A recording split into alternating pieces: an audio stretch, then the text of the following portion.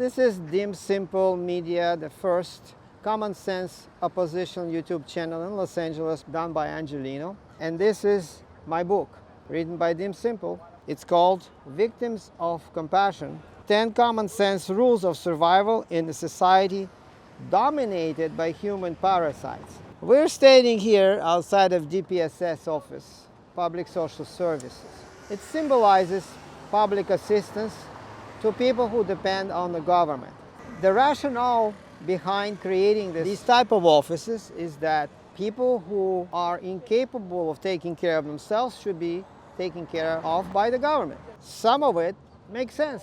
Some of them are disabled, elderly, they can't take care of themselves. So I think taxpayers would sign up for limited assistance to those people. Besides, many of them actually earned their pension benefits, etc. But the overwhelming majority of people who depend on the government are professional parasites who don't want to work for generations. And they're justifying the creation of this enormous apparatus of government offices, just like this one, but there is many other offices that run healthcare, free healthcare, that run free housing, subsidized housing, and other offices, supposedly to help the disadvantaged people who can't take care of themselves. But in reality, the government is using this as an excuse to expand itself into becoming a socialist tyranny.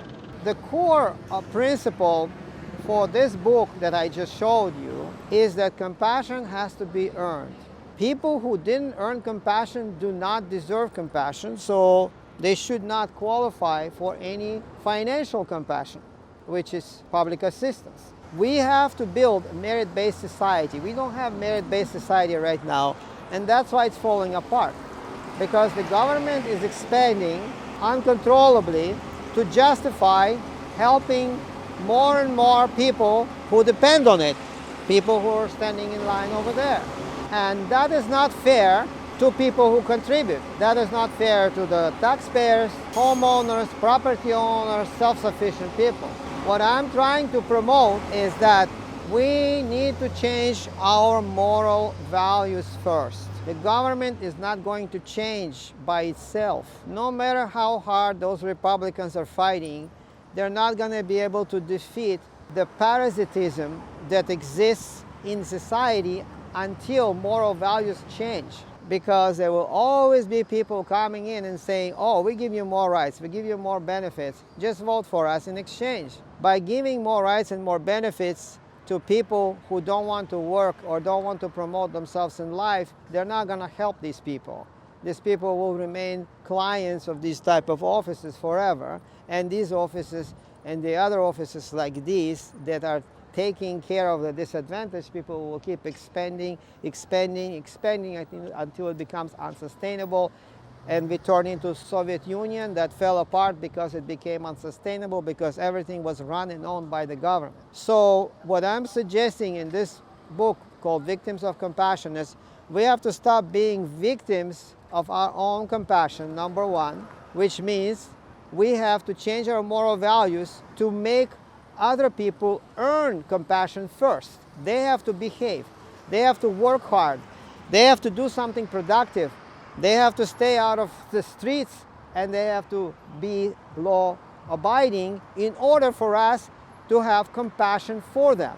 If they commit crimes, if they are trashing these parks, if they depend on the government and public assistance, they don't want to work, if they're professional parasites, they do not deserve compassion. Which means we as taxpayers, as property owners, as self-sufficient people who work hard to get where we are, should not be sponsoring the government that is feeding the parasites and expanding its own electoral base that are depending on public benefits, depending on all these handouts. And they're nearsighted also. The people who depend on the government, they're also very nearsighted because they have this gimme mentality, you owe me mentality. Yes, they're getting freebies, they're getting more freebies, but it's not advancing them in life in any way because they're just going to liquor store to buy more liquor with the food stamps, with whatever money they get, or they go buy drugs. Just giving them free money is not going to motivate them to work. What will motivate them to work is completely eliminating social safety net, making sure that they have a choice either to survive or work, or to die out in the street with no assistance, no free health care, no benefits, no welfare, no nothing. If they have that choice, then they will be forced to work. Some of them may disagree with me, but that's fine. That's why we have a civilized, or sometimes not so civilized, debate. That's what it's for.